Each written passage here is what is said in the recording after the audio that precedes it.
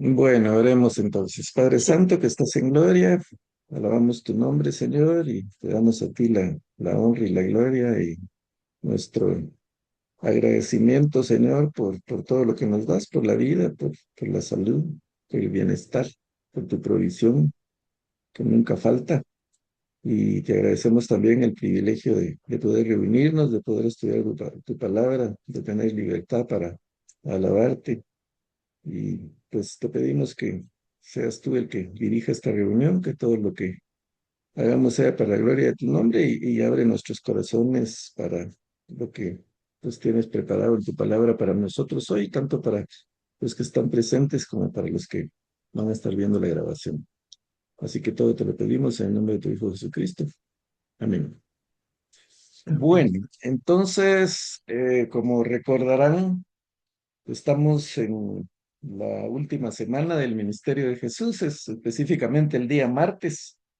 Llevamos ya varias semanas estudiando lo que pasó el martes, pero fue una oleada de gente que se vino con- contra Jesús, como que se pusieron de acuerdo, y entonces saduceos, fariseos, escribas, herodianos, todo el mundo queriendo ponerle trampa a Jesús. Eh, pero ellos resultaron entrampados porque Jesús siempre tenía la respuesta correcta y en lugar de que ellos lo pusieran en una situación difícil, fue él el que los puso siempre en una situación difícil al grado de que pues se tuvieron que declarar ignorantes en alguna oportunidad, a pesar de que eran los expertos de la ley, los que se sabían de memoria las escrituras, tuvieron que decir no sé. Y no tanto porque no supieran, sino porque pues sabían que cualquier cosa que respondiera iba en contra de ellos. Entonces, pues vimos todos esos ataques, vimos si le preguntaron si era lícito dar tributo al César, le preguntaron sobre la resurrección, le preguntaron, bueno, el único que hizo una palabra, perdón, una pregunta más o menos inteligente fue aquel escriba que le preguntó que cuál era el principal mandamiento de la ley. Pero de ahí todos los demás, pues quedaron en ridículo por querer humillar a Jesús, terminaron ellos humillados. Entonces hoy vamos a ver que pues la semana pasada eh, lo último que vimos es que ya nadie se atrevió a preguntarle nada. Eh, Habían fracasado prácticamente todos los que le habían atacado y entonces dice pues a raíz de lo último que contestó, de lo que vimos la semana pasada con relación a que cuál era el mandamiento más importante, entonces ya no le preguntar. Pero entonces ahora Jesús es el que va a la carga.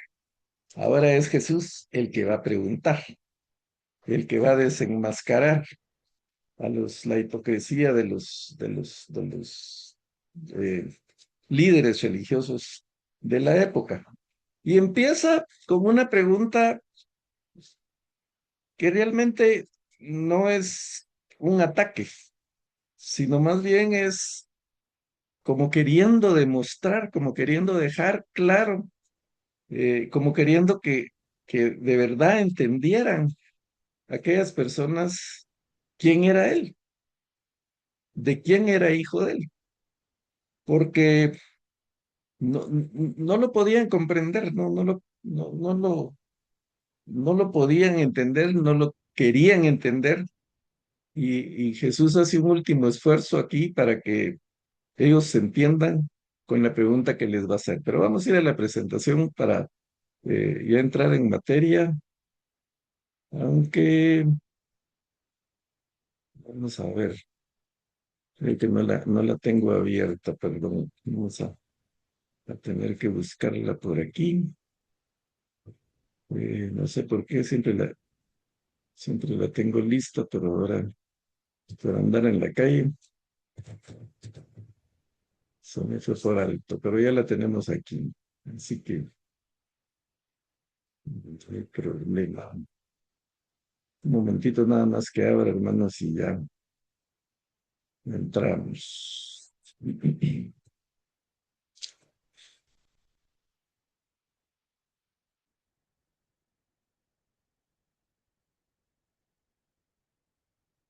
Bueno, aquí la tenemos. Entonces vamos a compartir pantalla.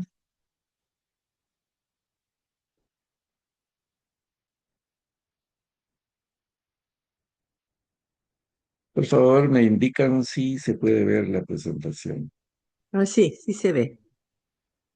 Perfecto. Entonces vamos a leer. Hoy vamos a ver el pasaje del versículo 35 en adelante. No sé si vamos a llegar hasta el 44, pero vamos a enfocarnos en lo que es importante. Entonces, aquí está. Si alguien me puede hacer favor de leer los versículos 35. Estamos en Marcos 12, 35 en adelante, lo que está en pantalla. Yo puedo leer, sí. Gracias. Mientras enseñaba en el templo, Jesús les propuso, ¿cómo es que los maestros de la ley dicen que el Cristo es descendiente de David? David mismo, hablando por el Espíritu Santo, declaró, dijo el Señor a mi Señor, siéntate a mi derecha hasta que ponga a tus enemigos debajo de tus pies. Si David mismo lo llama Señor, ¿cómo puede entonces ser su descendiente? Gracias, Lili. Bueno, vamos a empezar por este pasaje. Entonces, ya mencionamos que Jesús está en el templo, pues el día martes está enseñando, y ahí en el templo es donde ha recibido todos los ataques, todos los cuestionamientos, que sigue ahí. Pero ahora él es el que pregunta. Y pues como mencionamos anteriormente, lo están atacando diferentes sectores, eh, fariseos, saduceos, escribas, pero hay mucha más gente, porque pues la gente se reunía a escuchar las enseñanzas de Jesús. Su fama pues se había esparcido por todas partes, entonces había gente que pues lo seguía y que quería escucharlo. Y eso era lo más humillante para los líderes religiosos porque enfrente de toda esa gente pues ellos quedaban eh, en ridículo prácticamente y eso era mortal para ellos porque como hemos mencionado ya varias veces, era la cultura de la época era de honra o deshonra. Y se ganaba honra a través de los debates. La gente que sabía más de las escrituras era la que iba ganando estatus, se podríamos decir, social. Y los que perdían los debates eran los que pues iban perdiendo prestigio, perdiendo honra. Entonces, cuando Jesús les contestaba, ellos querían, pues, deshonrarlo, obviamente, con sus preguntas, que él quedara en ridículo, pero al final los que quedaban deshonrados eran ellos. Entonces, eso era un golpe tremendo para la cultura de la época. Aparte de que no había el individualismo que tenemos ahora, no es que si yo hago algo y quedo en ridículo, pues quedé en ridículo yo, o quedé en deshonra yo si cometí alguna falta.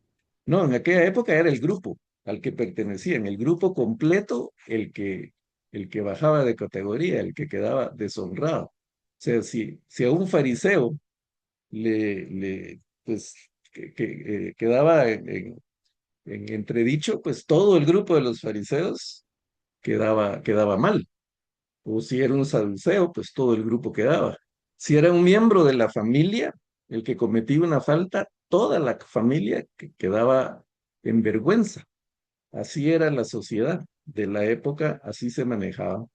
Entonces aquí a Jesús puso por los suelos a todos los grupos de líderes religiosos. Entonces están furiosos contra él. Y ahora él viene y él es el que pregunta. Y hace una pregunta muy interesante. Para nosotros, esta pregunta, pues, no es una pregunta difícil, porque nosotros ya tenemos el Nuevo Testamento y las escrituras completas, entonces entendemos mejor. Sin embargo, vamos a ver cómo a través del estudio de este pasaje, pues, primero Dios, vamos a entender todavía mejor eh, lo que Cristo está tratando de explicar a esta gente, de aclarar. Ah,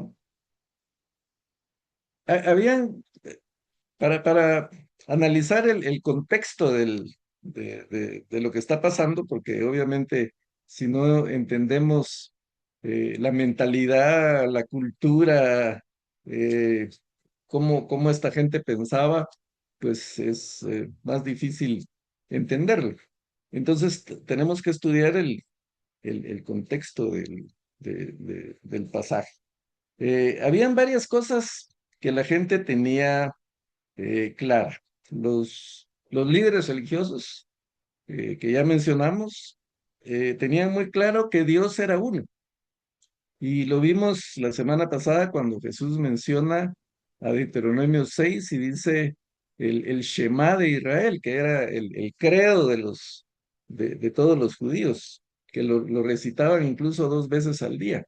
Y decían, oye Israel, Shema es la palabra hebrea que se traduce como oír. Y se llama el Shema de Israel porque empieza con la palabra oye. Dice, oye Israel, Jehová vuestro Dios, Jehová uno es. Eso estaba muy claro para ellos, que Dios era uno.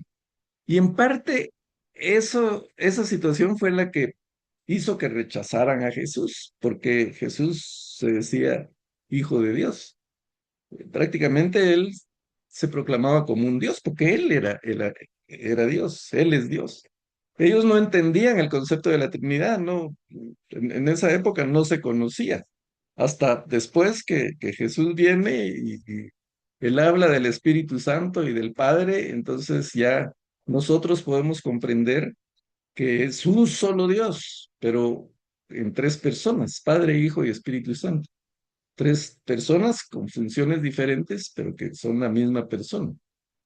Tampoco es como muy fácil para nosotros entenderlo, pero a través de las escrituras conocemos el concepto este de la Trinidad, pero toda la gente de aquella época simplemente decían, Dios es uno, no hay otro, y entonces cualquiera que pretenda ser Dios, pues es un blasfemo. Por eso odiaban a los emperadores, porque, pues como vimos en las lecciones anteriores, en las clases anteriores, ellos se proclamaban dioses o hijos de Dios, como estaba inscrito en la moneda, en el denario, que hablaba de Augusto César, hijo del divino, decía, ¿verdad? O sea, prácticamente hijo de Dios. Entonces, habían 3 cosas que esta gente tenía clara. Primero, que Dios era uno. Segundo, aquí Jesús les va a citar un salmo de David. Entonces, otra cosa que ellos tenían clara era que el Mesías iba a ser un descendiente de David, porque así lo decían las escrituras. Y el Salmo 110, que vamos a leer en un momento, pues hablaba, el Salmo 110 es un salmo mesiánico, un salmo profético, en donde David está teniendo una revelación de un diálogo que se da en los cielos prácticamente. Pero ellos tenían muy claro que Dios era uno. Ellos tenían muy claro que el Mesías o el Cristo, significa lo mismo, el ungido, Mesías es en hebreo y Cristo es en griego, pero al final ambas palabras significan el Mesías, significa el ungido. Y habían, pues, varios ungidos, pues David, por ejemplo, fue ungido rey. David podría llamarse también el ungido. Entonces ellos esperaban un Mesías, un ungido como David, un rey que iba a venir a salvarlos de la opresión romana, un rey humano porque iba a ser descendiente de David. Hijo de David se le llama aquí, pero lo que significa para nosotros ahora, por ejemplo, en el lenguaje actual es descendiente de David. Entonces, sabían que el Mesías iba a ser descendiente de David, iba a ser un ser humano, un rey que los iba a liberar de la esclavitud. Sabían que Dios era uno. Y sabían que el Salmo 110 que Jesús está señalando o mencionando aquí, ese Salmo 110 era un salmo mesiánico. Ellos lo tenían como una profecía. Entonces, 3 cosas las tenían perfectamente claras. Dios es uno. La otra es el Mesías es un descendiente de David Y la tercera cosa, el Salmo 110 era un salmo profético, un salmo mesiánico. Entonces, Jesús está mencionando ese salmo y les dice, ¿cómo es que David, o sea, si Cristo, según ustedes lo saben, porque dice cómo es que los maestros de la ley dicen que el Cristo es descendiente de David? Aquí se está dirigiendo prácticamente a toda la multitud, pero los maestros de la ley están ahí presentes, los escribas, los fariseos, los saduceos, y ellos así afirmaban que Cristo era descendiente de David, porque así decía el Antiguo Testamento, así decía, por ejemplo, el 110, pero él dice, si Cristo es descendiente de David, ¿cómo David mismo hablando por el Espíritu Santo declara, dijo el Señor a mi Señor? En las traducciones, la mayoría de las traducciones actuales tenemos la misma palabra, Señor, pero en el hebreo original, que está escrito el Salmo 110, se usan las palabras Yahvé o Yahweh, que es lo que significaba Dios, el tetragramatrón, que son cuatro letras, en donde, pues cuando Dios se presenta ante Moisés y Moisés le dice, cuando yo vaya al faraón, en nombre de quién le digo que voy o quién le digo que me mandó. Entonces Jesús le contesta, yo soy el que soy. De ahí, de esa expresión de Jesús salen las cuatro letras, que es W, H, Y, eso se pronuncia Yahweh o Yahvé. Eh, pero esa era una palabra impronunciable para los judíos, como los mandamientos decían, no mencionarás el nombre del Señor de tu Dios en vano, ellos nunca pronunciaban esa palabra, la escribían. Y en el Salmo 110 está escrito, dijo Yahweh o Yahvé a mi Adonai. Como ya dije, en las traducciones dice, dijo el Señor a mi Señor, pero en el original son dos palabras diferentes. Dijo Yahweh, que ellos sabían que era Dios, el Dios uno, a mi Adonai. Y Adonai significaba Señor, pero no cualquier Señor, significaba mi Señor, mi amo, eh, mi soberano. Eso significaba Adonai.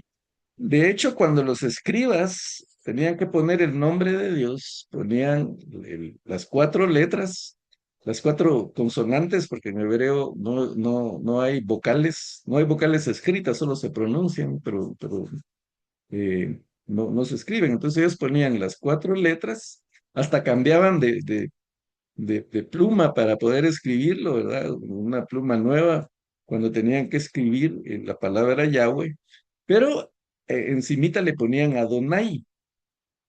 Entonces, incluso de esa mezcla de Yahweh y Adonai salió la palabra Jehová. Pero en el hebreo original, lo que dice el Salmo 10 es, dijo Yahweh o dijo Yahvé a mi Adonai, a mi soberano, a mi amo, a mi dueño, está diciendo David. Ahora, lo interesante es que David era el rey. Encima de David, solo Dios mandaba más que David. Solo Dios estaba por encima de David. Entonces, ¿cómo David, siendo el rey y que no hay nadie encima de él, dice, mi señor, mi amo, mi dueño? Se lo está diciendo a alguien más.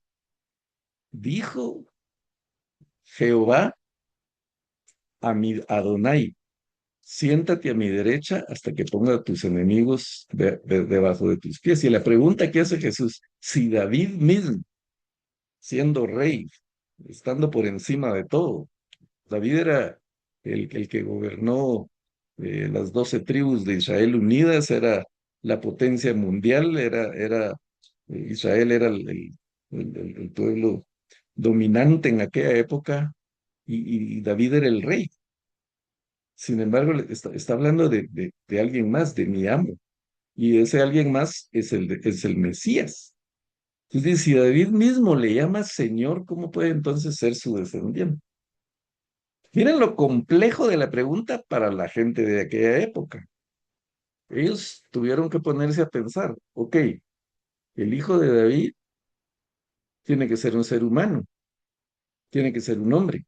Jesús era un ser humano, un hombre nacido de mujer, nacido de María, descendiente de David, porque tanto María como José, que era su padrastro, ambos descendían de David. Entonces él es un descendiente de David y es un ser humano. Pero a la vez es un ser divino porque David lo llama Señor, lo llama mi Adonai, lo llama mi amo. Y por encima de David, como ya dije, repito, solo Dios estaba. Entonces prácticamente les está como aclarando la mente. Ustedes no me han aceptado, no han creído en mí porque ven que yo soy un ser humano, entonces no me pueden concebir como hijo de Dios. Pero aquí les estoy demostrando con las escrituras, con el Salmo 10, lo que David dijo. Y vamos a leer el Salmo 10. Dice, aquí en la Reina Valera sí están dos palabras. Dice, Jehová dijo a mi Señor, siéntate a mi diestra hasta que ponga tus enemigos por estrado de tus pies. Jehová enviará desde Sión la vara de tu poder. Domina en medio de tus enemigos. Tu pueblo se te ofrecerá voluntariamente en el día de tu poder. En la hermosura de la santidad, desde el seno de la aurora tienes tu rocío de tu juventud. Y miren el versículo 4 lo que dice, juró Jehová y no se arrepentirá. Tú eres sacerdote para siempre, según el orden de Melquisedec. El Señor está a tu diestra, quebrantará a los reyes en el día de su ira. Juzgará entre las naciones, las llenará de cadáveres, quebrantará las cabezas en muchas tierras. Del arroyo beberá en el camino, por lo cual levantará la cabeza. Aquí David está hablando del Mesías que iba a venir, de ese libertador que ellos esperaran, de ese Cristo que ellos habían estado esperando tanto. Pero aquí Jesucristo les aclara, David está hablando de un Mesías, de un Cristo, de un ungido, que va a estar de entre sus descendientes, pero que a la vez es el Señor de David, es el amo de David. Entonces, eso era para que ellos o se enredaran más o realmente entendieran que Jesús era hijo de Dios. Si no lo entendieron, pues no, no lo quisieron entender, porque más claro no se los pudo dejar. Como dije al principio, para nosotros no es difícil entender, pero para ellos, con la mentalidad que tenían con lo que esperaban, esto era muy difícil.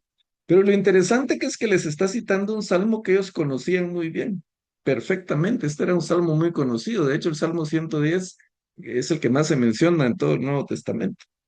Y el Señor les dije que pusieran atención al versículo 4 porque dice, juró Jehová. O sea, Jehová prácticamente está haciendo un pacto. David en ese momento está teniendo una revelación, está viendo una conversación entre Jehová y el Mesías y Jesucristo.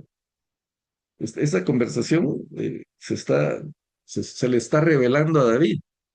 Si David le entendió o no, es otra cosa. Yo creo que David también se ha de haber quedado muy confundido porque no tenía el conocimiento para entender eso. Ahora lo tenemos nosotros, pero David escribió y seguramente no entendió lo que escribió.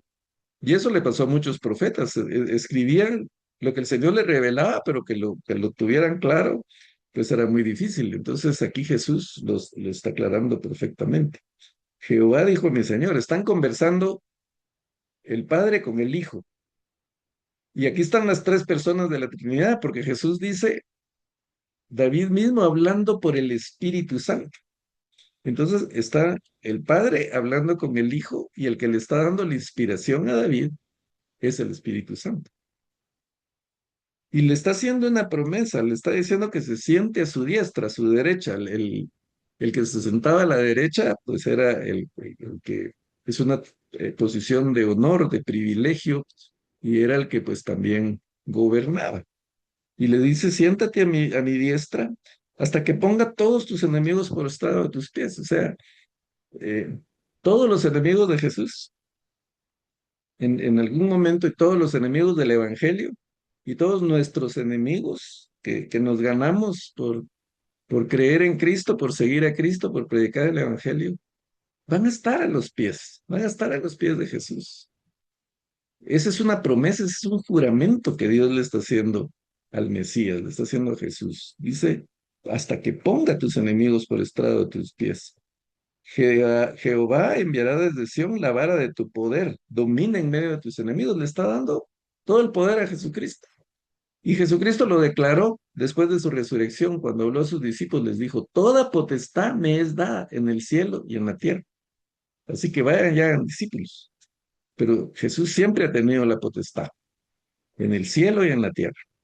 Él es poderoso, Él es eh, misericordioso, Él es omnipotente, Él es omnipresente, Él es el rey del universo. Y hermanos, Él está de nuestro lado. Entonces, eso es maravilloso para nosotros porque Él dijo, eh, me voy a preparar el lugar porque donde yo estoy van a estar ustedes también. Entonces nosotros vamos a estar en los cielos reinando con el Rey de Reyes, con el Rey del universo. Ahí vamos a estar nosotros. Y esa es la promesa que Dios ha hecho. Domina en medio de tus enemigos, dice.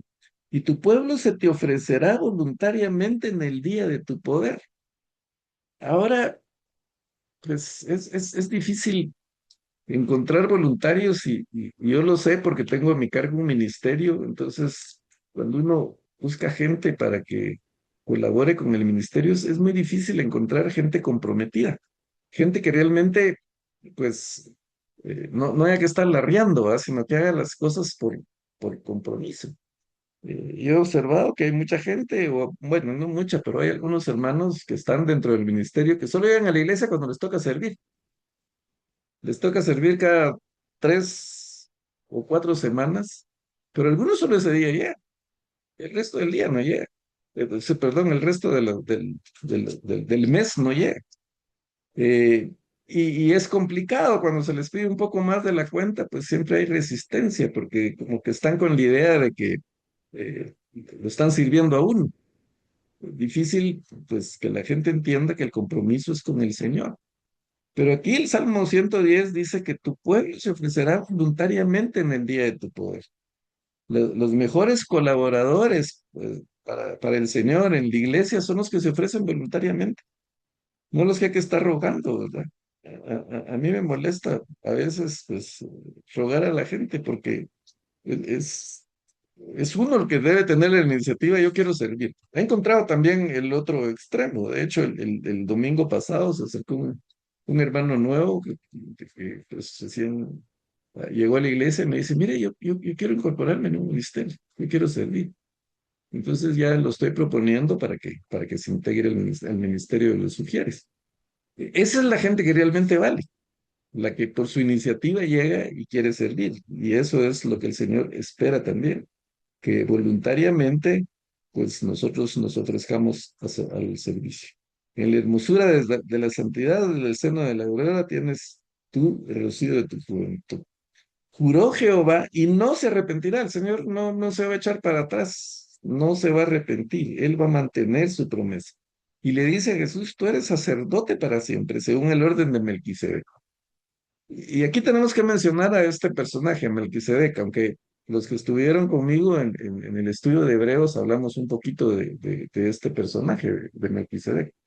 Es alguien que aparece en el Antiguo Testamento cuando Abraham va a rescatar a su sobrino Lot de unos reyes que se lo habían llevado cautivo, que invadieron eh, pues el lugar donde estaba Lot y se lo llevan cautivo. Entonces, Abraham reúne a sus hombres y va a rescatar a Lot, logra vencer a los captores, incluso, pues, no solo los vence, sino los despoja de todo lo que llevan, todo lo que se habían robado y regresa. Y cuando viene de regreso se le aparece un personaje llamado Melquisedec, que dice en el Antiguo Testamento, rey de Salem. Rey de Salem significa rey de paz. Entonces, bendice a Abraham, este Melquisedec, y Abraham le da los diezmos de todo lo que él ha ganado o ha recuperado. Esto es muy significativo porque también se menciona en el Antiguo Testamento que es rey y sacerdote. Y nadie podía ser rey y sacerdote. Los reyes eh, eran descendientes de David, eran de la tribu de Judá. Y los sacerdotes eran descendientes de Leví, de la tribu de Leví. Solo los de la tribu de Leví podían ser sacerdotes. Ahora, lo interesante es que cuando Melquisedec se le aparece a Abraham, todavía el Señor no había establecido el sacerdocio. Recordemos que Dios establece el sacerdocio cuando le ordena a Moisés hacer el tabernáculo. Una vez que ha construido el tabernáculo, él le dice que unja sacerdotes pues ahí está Aarón y sus hijos, son los que son ungidos como sacerdotes y ellos, y de ahí en adelante pues dice los que la tribu que se va a encargar de servir en el templo, o sea que tenían que armar el tabernáculo, desarmarlo, poner el aceite para que no se apagara el candelabro y bueno, hacer todo lo necesario para transportar, porque acuérdense que era un pueblo que andaba vagando en el desierto, entonces el tabernáculo completo lo tenían que transportar. Lo desarmaban y lo armaban y ahí llevaban el arca del pacto, llevaban toda la mesa de los panes y el candelabro y el incienso, todo lo tenían que llevar, pero los únicos que podían hacer eso eran los levitas. De hecho, hay un pasaje cuando se habla de David que pues, llevaban, eh, los fariseos capturaron el arca del pacto y llegaron a recuperarlo los israelitas y la llevaban ahí los levitas, pero uno se tropezaron y se iban a caer y uno que no era levita puso la mano para detener el arca que no se cayera y se murió ahí mismo porque solo los levitas podían trasladarlo. Entonces, solo los levitas podían ser sacerdotes y los sacerdotes, sumos sacerdotes, tenían que ser descendientes de Aarón. Y Melquisedec dice que es un sacerdote, aparece antes que naciera Leví. Ni siquiera había nacido Leví, ni siquiera había nacido Judá, porque ellos eran hijos de Jacob, que vino mucho tiempo después. Tuvo que Abraham tener a Isaac pues después, hasta después vino Jacob y sus 12 hijos que formaron las 12 tribus. Y entre los 12 hijos de Jacob estaba Leví y estaba Judá. Entonces no existía el sacerdocio. No se había formado el sacerdocio cuando aparece Melquisedec. Y dice que él es un sacerdote y que es un Y mira, sacerdote que no tiene principio ni fin. santo Dios. Perdón, hay un micrófono abierto por ahí. Eh, entonces, Melquisedec tiene las características de que primero es rey de paz. Segundo, aparece sin tener, la Biblia no menciona ni de quién es hijo, no hay una genealogía de él, no se sabe de dónde salió, de dónde aparece. Eh, bendice a Abraham, recibe los diezmos y desaparece, no se vuelve a saber de él nada, o sea, no tiene principio ni fin. Es superior a Abraham, recibe los diezmos, es rey y sacerdote. Entonces tiene bien todas las características que tiene similares a la de Jesús. Jesús, o sea, Jehová le dice al Mesías, tú vas a ser sacerdote para siempre según el orden de Melquisedec. Así como Melquisedec, Jesús es eterno, no tiene principio ni fin. Es rey y es sacerdote, que nadie podía ser. Y bueno, pues la forma de interpretar las escrituras siempre es por el contexto. Siempre los otros pasajes nos dan pues la interpretación de lo que queremos saber. Y entonces en el libro de Hebreos dice en el capítulo 10 y versículo 11, ciertamente todo sacerdote está día tras día ministrando y ofreciendo muchas veces los mismos sacrificios que nunca pueden quitar los pecados. Los sacerdotes en el templo de Israel estaban todo el día parados ofreciendo sacrificios porque eran miles de personas los que llegaban. Entonces ellos no descansaban, todo el tiempo estaban sacrificando, sacrificando. Y era para cubrir los pecados, ni siquiera era para perdonar los pecados, sino era como ofrecer un sustituto para cubrir los pecados. Y ellos mismos tenían que ofrecer sacrificio también por sus propios pecados. Entonces el escritor de Hebreos dice, todo sacerdote está día tras día ministrando, pero Cristo, habiendo ofrecido una vez para siempre un solo sacrificio por los pecados, se ha sentado a la diestra de Dios. De ahí en adelante esperando hasta que sus enemigos sean puestos por estrado de sus pies. Aquí el autor de Hebreos otra vez está mencionando el Salmo 110. Porque con una sola ofrenda hizo perfectos para siempre a los santificados. Y nos atestigua lo mismo el Espíritu Santo, porque después de haber dicho, este es el pacto que haré con ellos. Después de aquellos días, dice el Señor, pondré mis leyes en sus corazones y en sus mentes las escribiré. Y añade, y nunca más me acordaré de sus pecados y sus transgresiones, pues donde hay remisión de estos, no hay más ofrenda por el pecado. Entonces, por eso, después de Cristo, ya no necesitamos sacerdotes, ya no necesitamos intercesores que estén haciendo sacrificios por nosotros o que estén rogando por nosotros, porque Cristo, una sola vez y para siempre, se entregó a sí mismo para el perdón de todos nuestros pecados. Entonces, vemos aquí cómo el Señor está con una simple pregunta, como que demostrándole a esta gente que Él era el verdadero Dios, que Él era Dios y que Él es eterno y que Él fue un ser humano 100% nacido de mujer, pero a la vez hijo de Dios, a la vez 100% divino.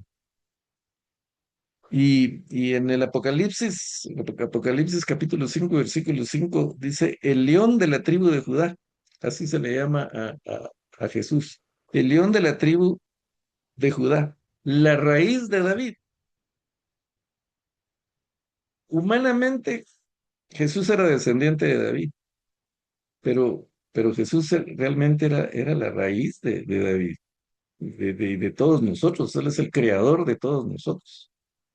Y eso es lo que esta gente no entendía y eso es lo que mucha gente todavía hoy en día no entiende o no quiere entender, que Jesús es un ser divino. Es que no hay otra opción.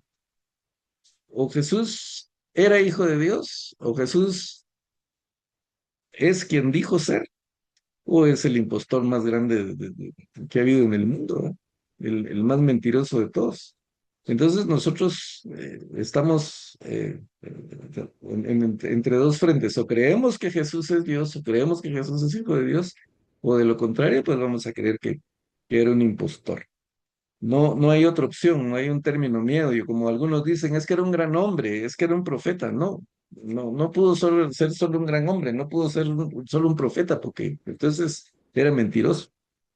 Pero sabemos nosotros, y Jesús lo está demostrando aquí, que desde el Antiguo Testamento, desde David, se había profetizado, el Señor había hablado de que iba a mandar a un Mesías que iba a ser un ser humano, pero a la vez iba a ser el mismo Dios. Entonces, pues eso es lo que menciona el Salmo 10, esa es la promesa que existe para Jesucristo.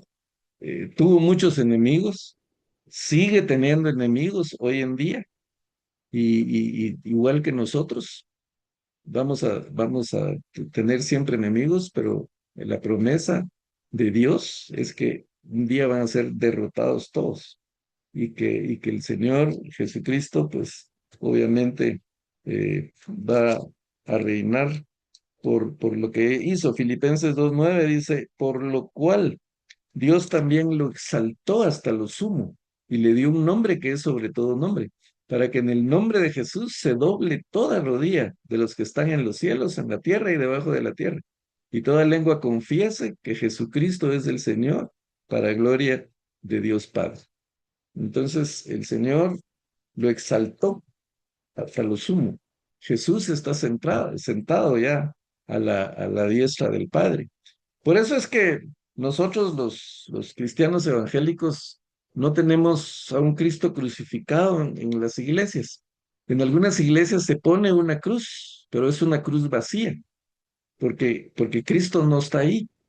Cristo está a la diestra del Padre. No, no podemos adorar a un Cristo crucificado en nuestras iglesias, porque Cristo está a la diestra del Padre. Ya está en los cielos, ya está reinando. Entonces, a ese es el Dios al que adoramos, a un Cristo vivo.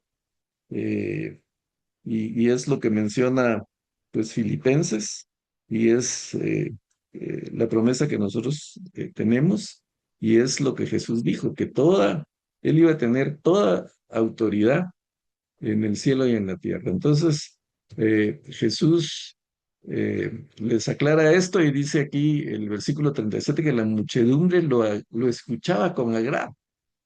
La gente, la gente común, pues le encantaba oír lo que Jesús decía. Le encantaba cómo Jesús explicaba las cosas, porque ellos mismos decían que Jesús realmente enseñaba con autoridad y no como los demás maestros que no tenían autoridad. La muchedumbre lo escuchaba. Obviamente los líderes religiosos lo odiaban cada vez más. Sin embargo, esa muchedumbre que le escuchaba con agrado, esa muchedumbre que lo recibió en su entrada a Jerusalén, que tiraron sus mantos para que él pasara y que tenían pues ramos y todo, y que decían, Hosana, hijo de David. Y le mencionaban hijo de David, esa multitud. Y sin embargo, esos mismos, 2 días después, o 3 días después, van a estar gritando, crucifícale, porque así es la naturaleza humana. Cuando alguien está en el poder o cuando creen que alguien va a tener poder, pues tiene muchos amigos, muchos seguidores. Pero cuando ven a alguien fracasado, todos se alejan. Los mismos discípulos de Jesús, todos huyeron. Pedro lo negó 3 veces. Judas lo traicionó y todos los demás salieron corriendo cuando apresaron a Jesús. El único que estaba al pie de la cruz, y eso lo vamos a ver más adelante, pero el único que se quedó fue Juan, el discípulo amado. Él es el único que estaba al pie de la cruz con María, la madre de Jesús. Y a él se dirige Jesús desde la cruz cuando lo ve ahí y le dice a María, le dice, madre, he aquí tu hijo. Y le dice a Juan, he ahí tu madre.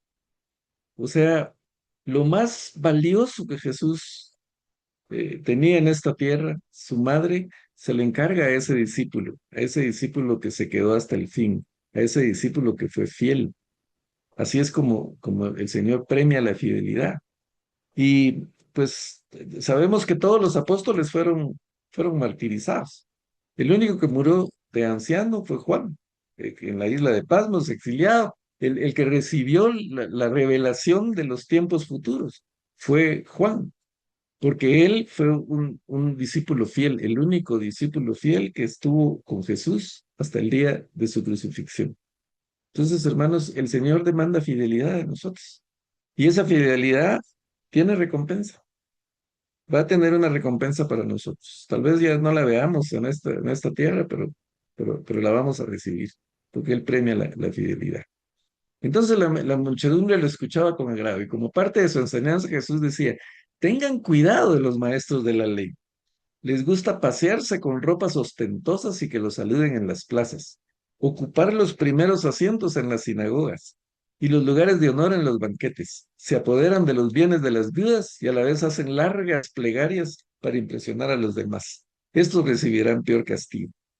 Ya Jesús hace el último intento de que a esta gente le quede claro quién es Él, que Él es el Hijo de Dios, que Él es un ser humano, pero a la vez es un ser divino, que Él pues va a morir en la cruz del Calvario para perdón de todos los pecados, que solo se necesita un sacrificio, no necesitamos más sacerdotes ni más sacrificios, porque Jesús una vez y para siempre dio su vida en la cruz del Calvario. El enemigo, el acusador, va a llegar siempre delante de Dios a decirle, mira, este falló, o esta se equivocó, o esta pecó. Él va a estar acusando. Pero Jesús le contesta, yo ya pagué por ese pecado. Yo ya di mi sangre en la cruz del Calvario por ese pecado. Yo ya le di finiquito a los que me siguen, porque eso significaba la palabra consumado es, que Jesús dijo en la cruz, tetelestai, significaba la deuda está cancelada, la deuda está pagada, todo está consumado, ya no hay más de qué acusar. Entonces, hermanos, tenemos un sumo sacerdote que nos defiende y tenemos al vencedor, no al vencido. El que nos defiende está de nuestro lado, el que ya venció a la muerte, el que ya derrotó a Satanás, él está de nuestro lado. Pues lo que nos conviene es también estar nosotros del lado de él, también nosotros seguirle y honrarlo, porque aquellos maestros de la ley conocían la ley, conocían el Antiguo Testamento, la sabían, pero no la practicaban. La muchedumbre lo escuchaba con agrado pues nosotros también a veces escuchamos los mensajes con agrado, escuchamos las enseñanzas con agrado y decimos, ala, qué buen mensaje el que dijo el pastor ahora, o qué buena enseñanza. Pero eso no es suficiente, porque esa misma muchedumbre que lo escuchaba con agrado y que lo recibió con palmas y con mantos en su entrada a Jerusalén, lo estaba crucificando después. Entonces, lo importante es la fidelidad al Señor, lo importante es tener una relación personal con el Señor. No solo asistir la iglesia y escuchar con agrado las prédicas y adorarle ahí y llevarle palmas y mantos, sino realmente la obediencia, la fidelidad es lo que el Señor quiere. Y por eso ahora remete contra los maestros de la ley, porque eran pues realmente gente muy hipócrita, o sea, se vestían con ropas ostentosas y les gustaban que los saludaran y sentarse en los primeros lugares. Ellos querían ser honrados por toda la gente, pero ellos no honraban a Dios. Pues eso es lo que el Señor les reclama, se apoderan de los bienes de las viudas. Esta gente no tenía un sueldo, no, ellos vivían de las limonas, de las ofrendas. Entonces, pues a veces visitaban a las viudas con tal de que les dieran ofrenda, pero las engatusaban y al final se paraban quedando con todo. Y lamentablemente, hermanos, todavía hay líderes religiosos que hacen eso, que usan el ministerio para enriquecerse. Y tenemos, pues, bastante evidencia de que eso pasa. Pero como dice Jesús aquí, estos recibirán peor castigo. Ellos van a tener una recompensa, porque son los que deben guiar al pueblo, a la gente, a las congregaciones, y lo que hacen es, pues, aprovecharse de la ingenuidad muchas veces de las personas. Entonces, para nosotros la enseñanza de este pasaje, mis hermanos, es que pues gracias al Señor nosotros ya tenemos el Nuevo Testamento, ya entendemos el concepto de Trinidad, ya sabemos que Jesús es Hijo de Dios, ya sabemos que Él fue 100% hombre, pero además 100% divino, ya sabemos que Él está sentado a la diestra del Padre y sabemos, hermanos, que ese lugar, Él tiene un lugar ahí para nosotros, para que nosotros también reinemos con Él y para que todos nuestros enemigos estén eh, a nuestros pies. Eso es lo que el Señor ha prometido. Así que, pues vamos a tener dificultades, vamos a tener enemigos, vamos a tener probablemente persecución, vamos a tener rechazo, pero la victoria es nuestra porque el Señor ya venció en la cruz del Calvario. Bueno, tenemos otro pasaje, pero ya por tema de tiempo lo dejamos para la semana entrante, porque aquí Jesús va a contrastar ahora la hipocresía de todos estos maestros de la ley con pues la sinceridad de otras personas que realmente de corazón hacían las cosas, como una viuda que vamos a estudiar su caso la semana entrante. Entonces, hasta aquí el pasaje de hoy.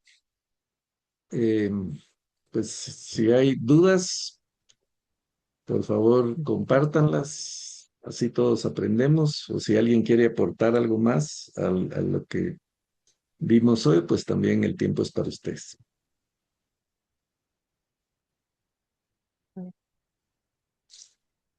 Si no, remeto yo con preguntas.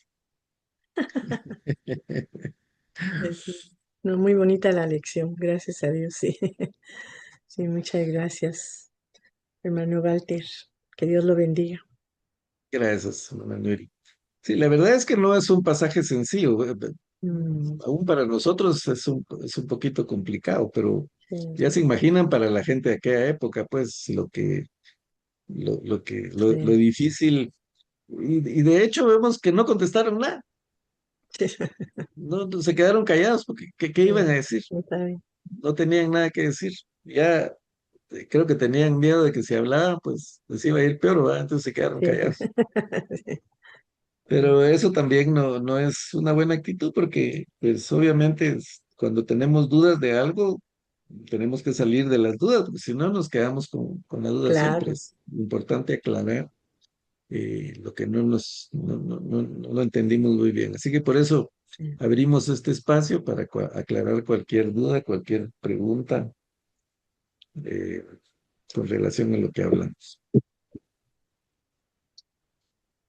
Gracias, hermano Walter. Muy linda la enseñanza. Siempre nos desafía la Ujú, palabra, ¿verdad? amén, sí, Y pues le rogamos al Señor que nos ayude a poder ser fieles, porque es lo que Él demanda, ¿verdad? Y seguir adelante, agradándolo y haciendo lo que Él nos vino a enseñar. amén.